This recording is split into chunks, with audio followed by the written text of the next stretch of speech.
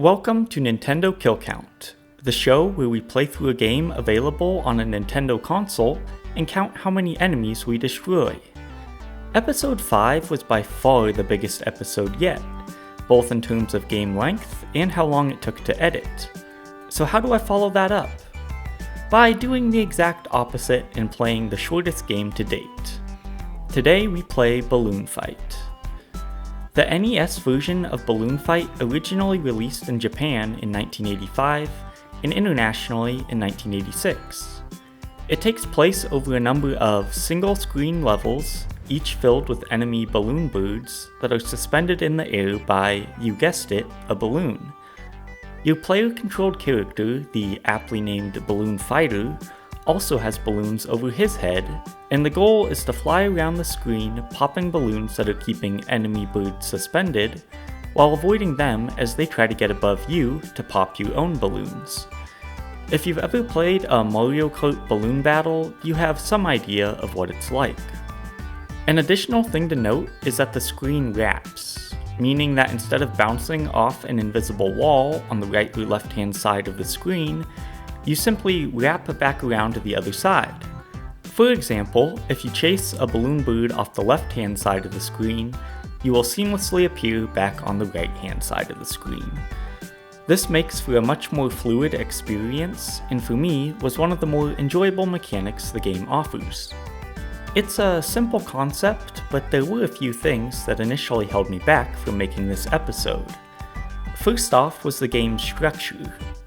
Technically you can play indefinitely, but after level 12, the game recycles levels 4 through 12 again, and there is no end goal other than play until you run out of lives.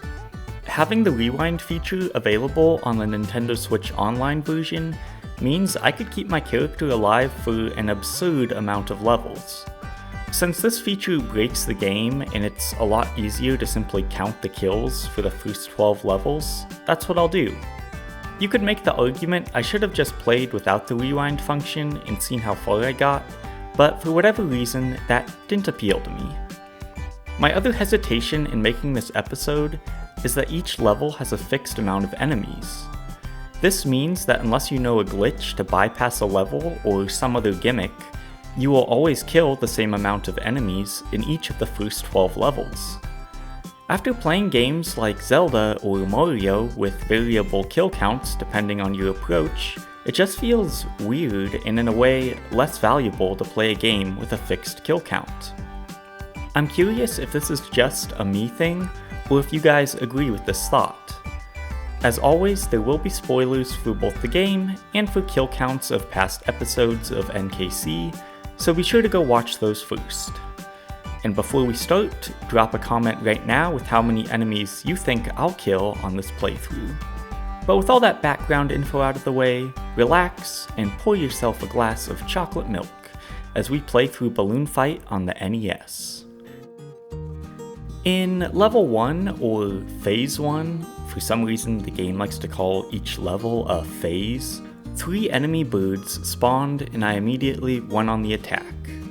Popping an enemy's balloon isn't enough, however, as I soon discovered. Once their balloon is popped, they deploy a parachute and slowly drift towards the ground. At this point, a number of things can happen. You can bounce off their heads as they fall, instantly killing them. You can wait until they land, where they will sit motionless for an extended period of time, at which point you can land on their head and kill them. Alternatively, if you let them land and leave them long enough, they will reinflate a balloon and begin flying around again. While I can't confirm it, there are at least 3 different colors of balloons, and the color of the balloon seems to dictate the speed at which the birds fly. If you let a fallen bird reinflate a balloon, the new balloon seems to be at the next tier of speed. For example, if I pop an orange balloon and give the bird enough time to reinflate a new one, the new balloon will be green, which means the bird will now move around faster, both increasing its offensive capabilities and its evasion. To be fair, I only played this game for like 30 minutes, so don't take this observation as gospel.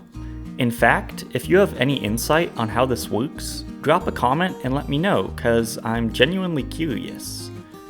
In Phase 1, I easily killed 2 of the 3 enemies before popping the final one's balloon.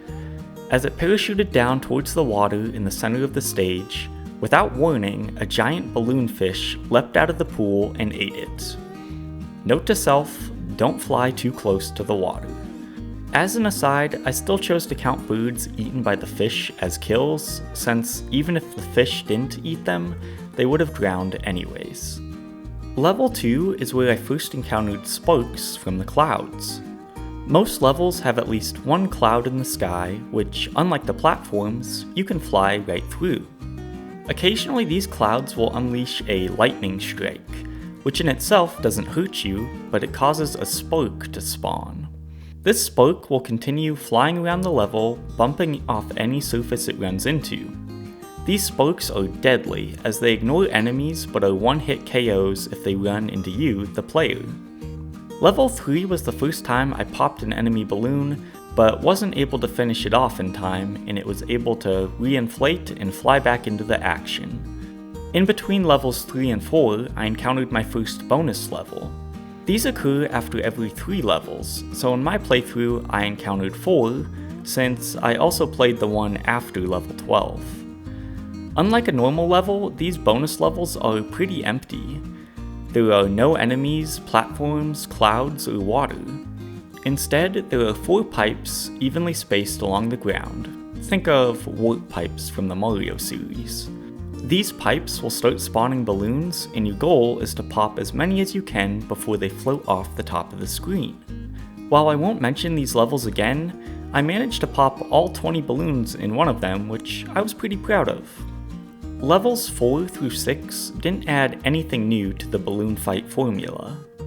Level 7 introduced an obstacle called a propeller or flipper. Funnily enough, I recognized them from Smash Bros. Melee. They look like a metal rod with a pink ball on each end. If you or an enemy run into them, they cause you to bounce off at an accelerated rate. While they were another obstacle to avoid, they were fairly easy to dodge and seemed to affect the enemy birds more often than me. Beyond level 7, there really wasn't any new content. Level 9 had 2 propellers, while level 10 had a whopping 4. And here they really affected my ability to follow up and kill the birds that had parachuted to the ground.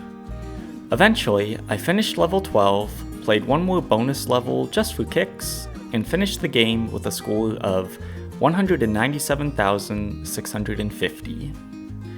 So, after playing the 12 normal levels and 4 bonus levels, what did I think of Balloon Fight? Overall, it was okay. Flying around and popping balloons was fun, but as you can imagine, didn't have a lot of depth. The movement felt pretty imprecise and slippery, which I normally wouldn't care for, but in this case, it just added to the mayhem. What I appreciate about this game, and a lot of older games in general, is that if they are simple, they are at least short. Today, gamers often want large, open-world experiences with 60 hours of content to justify the price they pay. While I also really enjoy that style of game, I can appreciate that Balloon Fight knew what it was and didn't overstay its welcome. Without stopping and taking notes along the way, my actual game time to beat the first 12 levels was around 20 minutes. There's also a co-op mode and an endless mode where you have to avoid sparks and collect balloons. I never tried either of these and was content making my way through the main content of the game. If you have 30 minutes to burn and want to check it out, go for it. But personally, while I don't think it's a bad game, I also think you can safely pass on playing this one. So what does the kill count of our little floating protagonist look like? In total, as the balloon fighter, across the 12 levels and 4 bonus levels, I killed 62 balloon birds. After listing the numerous enemy types in Zelda, it feels refreshing to just have to list one type of enemy. How close was the guess you made at the beginning of the episode? As it stands, the balloon fighter has dethroned Billy from Double Dragon as the least deadly protagonist from any game we've played so far. Knowing a little bit about the game going into it, I wasn't surprised by this, and was honestly kinda amazed that the kill count was as high as it was. Thanks for watching. If you enjoyed the video, be sure to like and subscribe to stay up to date with new episodes.